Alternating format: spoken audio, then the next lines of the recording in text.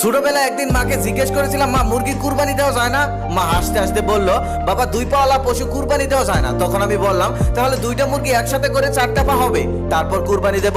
মা তখন হাসতে হাসতে ফেটে বলল আর বলল, পাগল ছেলে, যা এখান থেকে, আমি কাজ করছি, আমাকে বিরক্ত করিস না। আমার বাবা একটা জুট মিলে কাজ করতো, সামান্য বেতন পেত, সেই বেতন দিয়ে কুরবানি দেওয়ার সামর্থ্য হতো না। কুরবানি ঈদের দিন মুরগি জবাই করা যায় না, তাই বাবা ঈদের আগের দিন মুরগি জবাই করে কেটে বেছে কষিয়ে রেখে দিত। ঈদের দিন ভোরে বাবা আমাকে ডাকতেছে, বাবা ওঠ, নামাজ পড়তে যেতে হবে।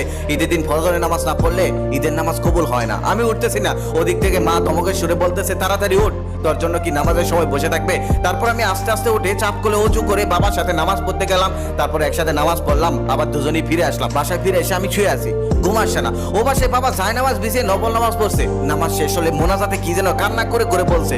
আমি দেয়ালে কান লাগিয়ে শুনলাম বাবা বলতেছে, হে আল্লাহ, তুমি আমাকে কুরবানি দেওয়ার সামর্থ্য দেওনি। আশেপাশে সবাই কুরবানি দেয়, সবার সন্তানরা কুরবানির গরু নিয়ে কত আনন্দ